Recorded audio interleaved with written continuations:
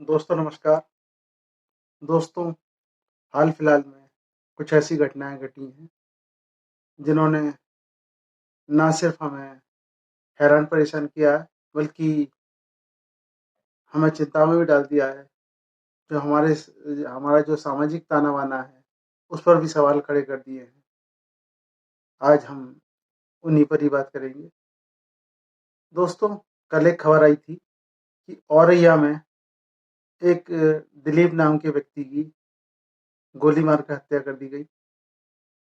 जब जांच हुई तो पता चला कि इस हत्या में उसकी पत्नी प्रगति यादव का हाथ था और उसकी पत्नी ने ये साजिश करके सुपारी किलर्स द्वारा उसकी हत्या कराई थी। उसकी शादी को अभी 15 दिन भी नहीं हुए थे और जो है उसकी हत्या हो गई। जांच में पता चला कि उसकी पत्नी ने उससे जो शादी की थी वो साजिशन की थी। उसका पहले से ही प्लान था कि इससे शादी करके इसकी हत्या करवा कर इसकी मैं जो है जायदाद हड़प लूं, और इसलिए उसने उससे शादी की थी। ये इस तरह की हाल के समय में घटी हुई कोई पहली घटना नहीं है और ना ही ये इकलौती घटना है। मैं कुछ उदाहरण आपके सामने पेश करूं तो हाल के दिनों में कई ऐसी घटनाएं हुई हैं जहां पत्नी ने न सिर्फ पति पर जो है अत्याचार किए, उसको मानसिक और शारीरिक रूप से प्रताड़ित किया, बल्कि कई केसों में पतियों को अपनी जान से भी हाथ धोना पड़ा। मैं आपके को कुछ उदाहरण देकर बताता हूँ।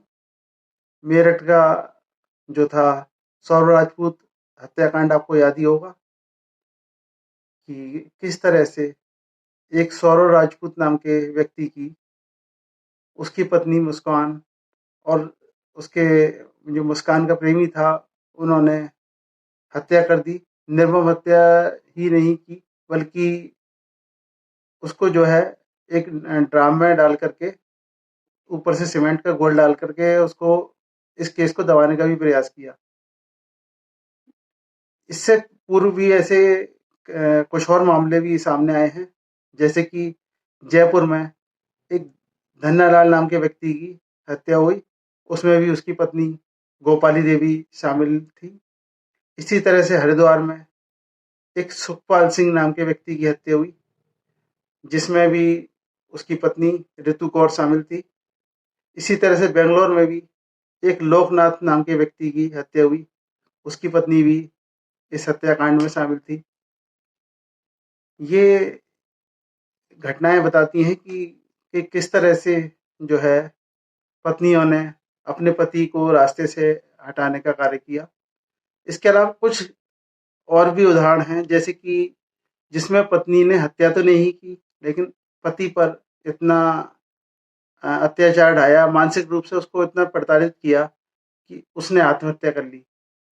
मुंबई के जो अतुल सुभाष थे, उनका आपको सभी को याद होगा कि उन्होंने एक वीडियो बना करके सुसाइड किया था, जिसमें उन्होंने अपनी पत्नी निकिता को अपनी आत्महत्या के लिए दोषी ठहराया था।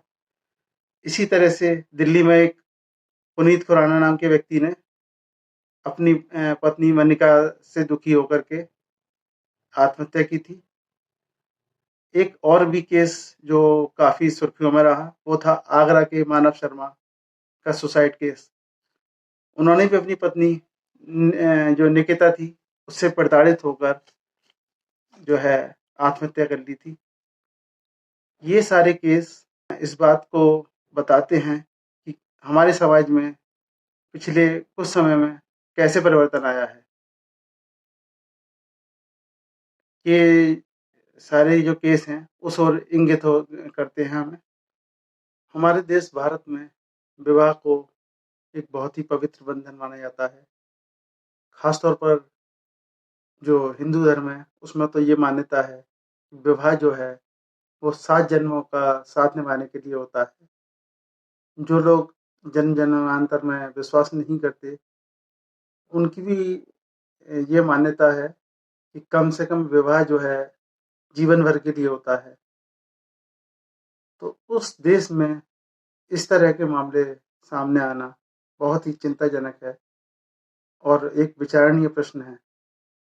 चिंताजनक न सिर्फ इसलिए कि ये पुरुषों पर अत्याचार के मामले हैं, केवल इसलिए नहीं, बल्कि इसलिए भी क्योंकि इन घटनाओं ने हमारा जो सदियों पुराना एक सामाजिक ताना-बाना था, उस पर सवाल खड़े कर दिए हैं।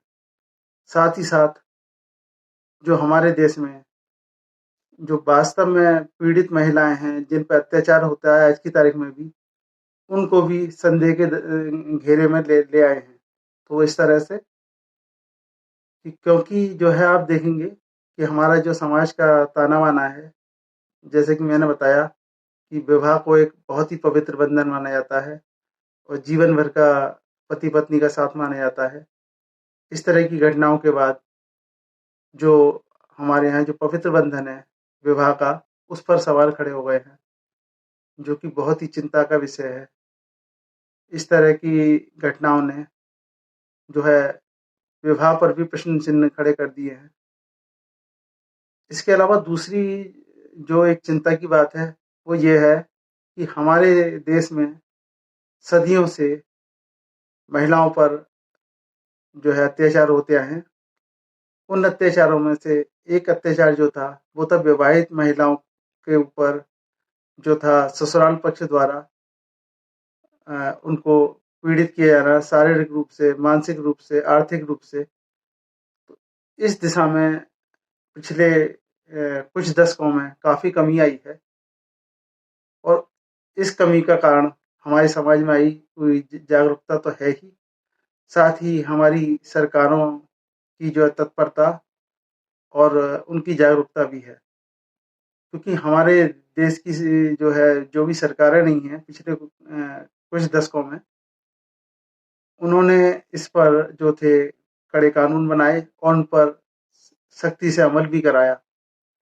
इस सब का ही नतीजा है कि इस तरह की घटनाओं में जो है कमी आई है। लेकिन समय-समय पर ये भी देखा गया है कि कुछ मामले ऐसे आए हैं जिनमें इन सख्त कानूनों का दुरुपयोग किया गया। लेकिन वो कुछ ही मामले थे, तो इसलिए कोई उस पर ज़्यादा ध्यान नहीं देता था।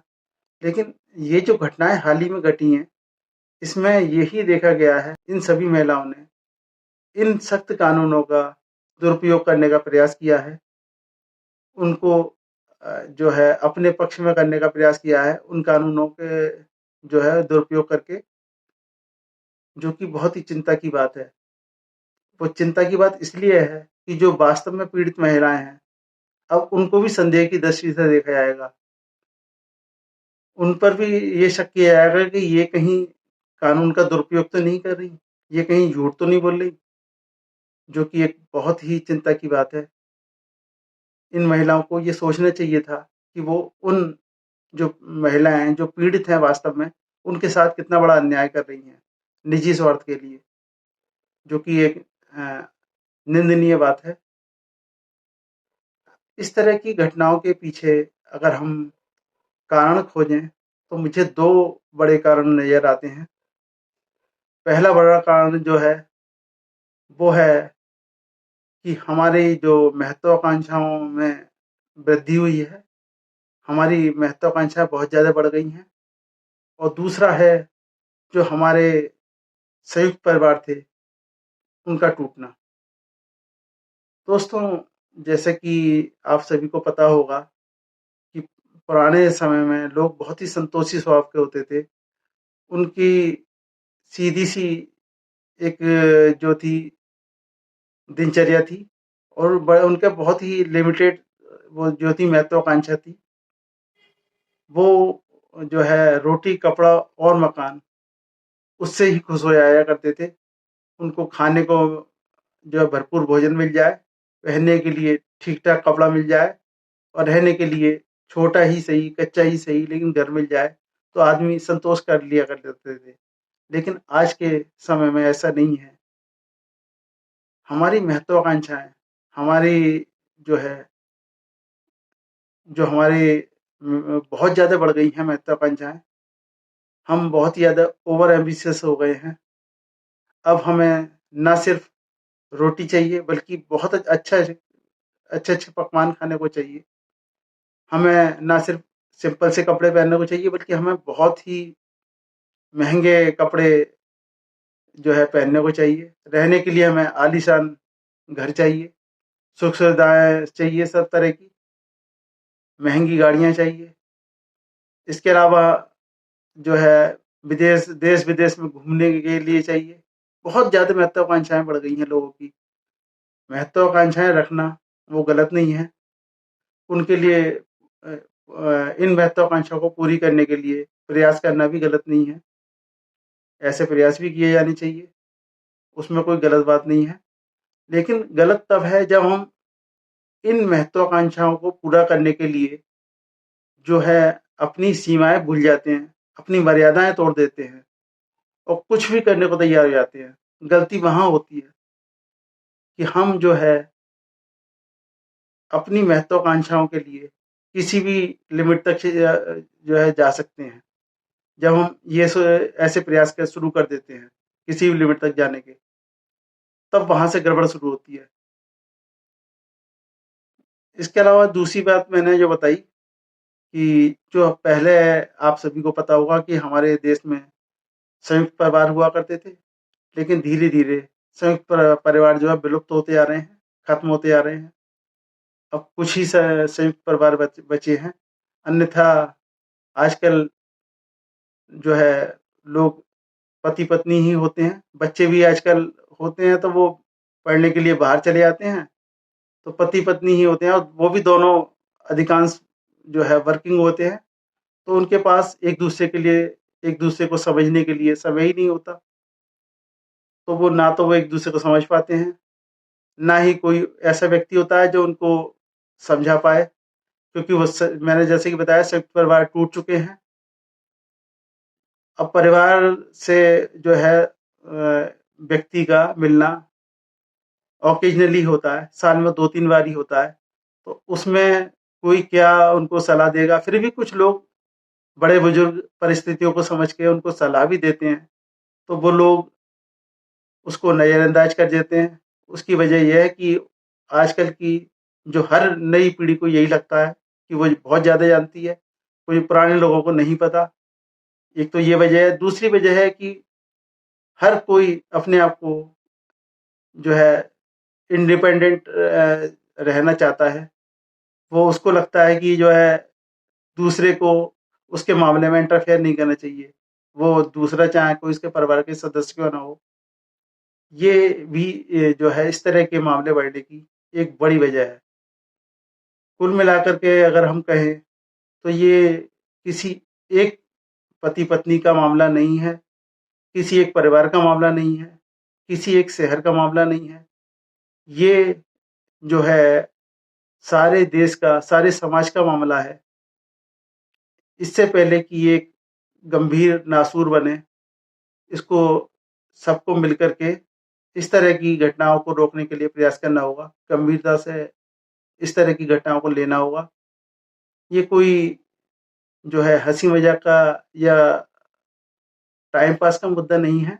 ये गंभीरता से सोचने की बात है कि ऐसा आखिर क्यों हो रहा है? और सरकार को भी इस दिशा में कार्य करने की आवश्यकता है कि जो है, जो महिलाओं के लिए कानून बनाए गए हैं, उनका दुरुपयोग ना हो। ये भी सरकार को देखना चाहिए। कुल मिलाकर के आपको हमें सभी को इस दिशा में सोचना होगा, वरना हमारे समाज के लिए एक जो हमारे पुरानी परंपरा है, उनके लिए एक बहुत बड़ा खतरा उत्पन्न हो जाएगा। धन्यवाद मित्रों। जय हिंद, जय भारत।